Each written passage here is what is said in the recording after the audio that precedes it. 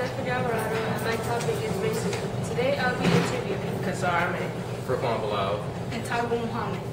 Okay, question 1. Why do you think racism still exists today? I think racism still exists today because of the way our society is built. We separate ourselves based on whites, blacks, Hispanics, all different types of races. Why can't we just be as one together? We fight over the littlest things, and we get into these big problems. And whenever a problem occurs, we start saying, oh no, it was the black people, oh it was the Hispanics, oh no, it's usually the whites, and stuff like that. So that's why racism exists.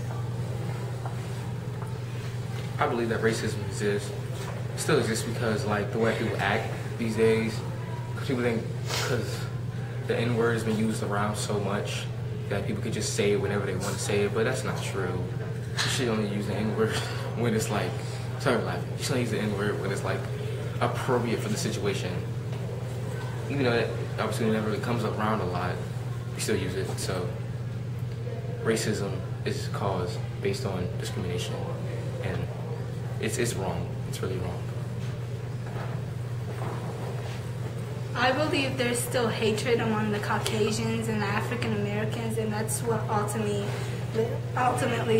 is what's still causing racism. I think that should all stop, and then we should all, as Kassar said, unite together and eliminate racism.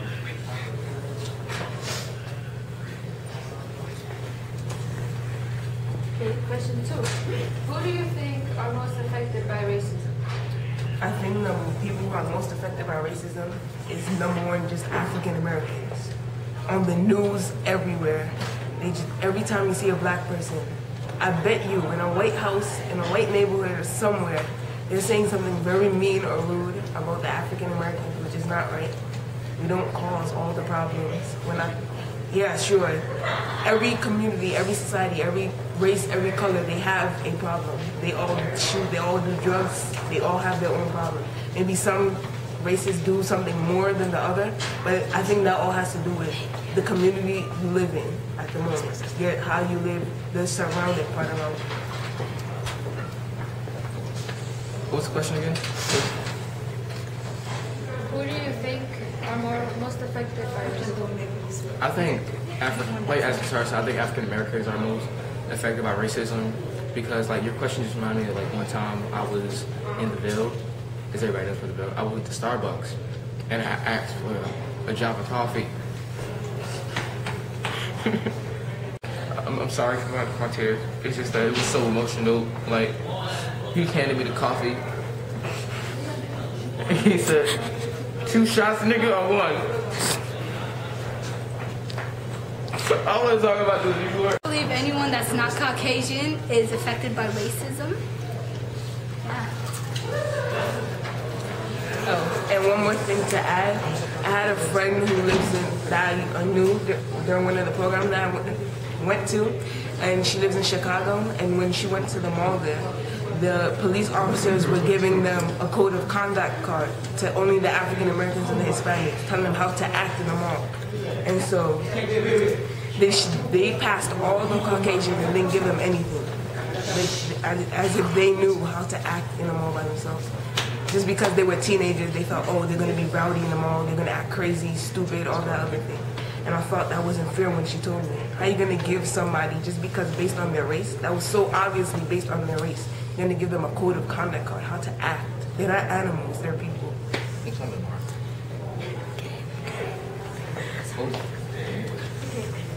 Question number 3. How do you think this affects our children? It affects our children a lot. Like, racism, especially because like right now, kids are growing up thinking that it's okay to say these words. Like, I remember I was walking past Oakwood Ave, and I just heard like every 5 seconds I heard the N-word. And like I heard the B-word, N-word. Like, it really is affecting the kids. It's affecting my mind because I'm still a developing child right now. And it just hurts me so much knowing that I cannot grow up in a country where racism is dead, where I am interrogated, like disrespected based on the color of my skin, and it's so offensive. I just hate that. So I think racism really does affect the children in major ways. Can you repeat the question? How does this affect our children? I think it's affecting our children in a major different way. For instance, my younger brother, he's like 6 years old. He called me a nigga. No offense or anything, but I took that offensive because I was shocked. How could he like say something like that? And then I asked him. He's like, "Oh, we use that all the time in school." So I was shocked at what he said, and I kind of explained to him that that's not a fun word to use because some people take it to offense. Things like that, they do affect our children. Like every day, not even those type of things, but like every day you hear a child saying curses, even when they're 3 or young, because maybe they hear adults saying it, but they hear somebody that's a teenager or somebody that came from school, they're just cursing their head off, whatever. So then the kids, because kids are young, they catch on whatever somebody says, so then they start saying things that they hear other people say.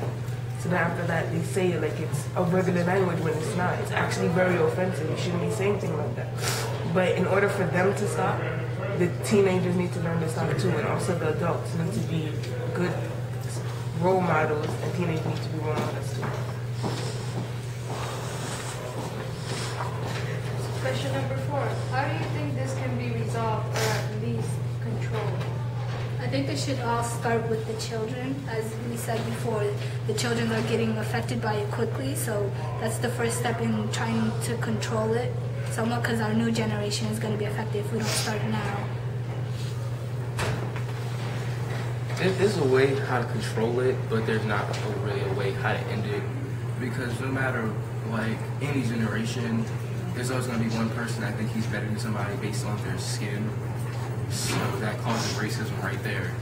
So I don't think racism ever died, but there's a way how to contain it and keep it down and, like, hidden.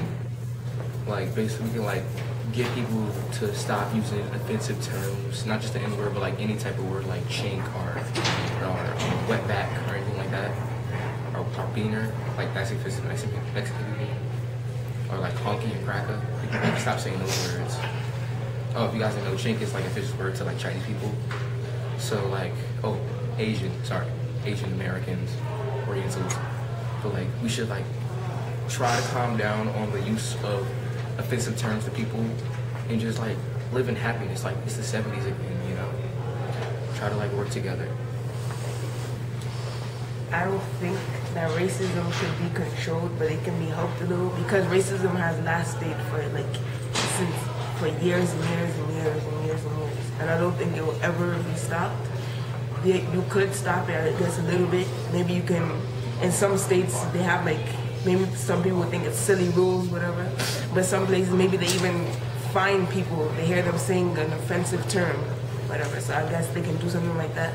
Or they can give somebody detention in school for cursing a number of times. I don't know. There's many ways that you can help solve this problem.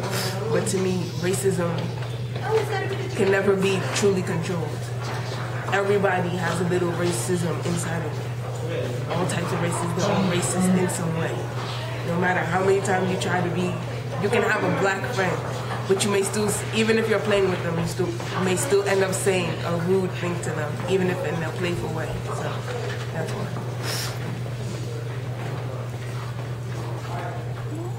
Okay, last question. Who do you think is more prone to being racist? For example, kids, teens, adults, or something? I do think most of it comes not basically from the children, but it's mostly like from the adults and senior citizens. Because the senior citizens around their time, they were used to saying those words constantly, so basically it just stuck with them. And the adults, they grew up around their parents saying that, so they just started saying it too. But most of them don't say it now because like a different time period. But most of the racism does come from like parents, like not parents, adults and senior citizens. So I think like, if we like talk to them about teaching people about the importance of not being racist and how like America builds together based on like different ethnic backgrounds, they could be like a better future for everybody. And plus, we got to teach the kids. That's the number one. We have to teach the kids that there should be no racism. Okay, I think, to tell you the truth, I think that teenagers are the most prone to be racist. Children are the one, you can't say children. Their children are really young. They really don't know anything. They're learning from people who are older than them.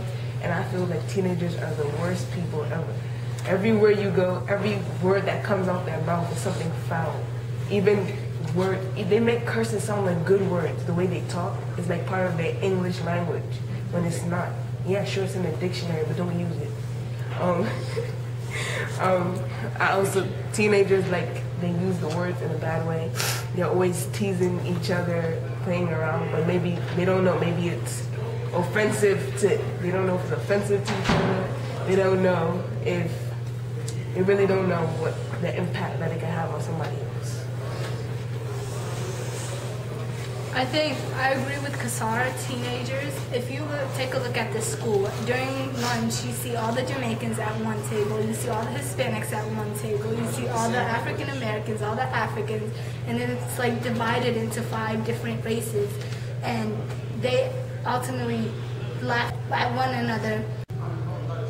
Alright, thank you guys for taking the time to ask my questions. You're welcome. No problem.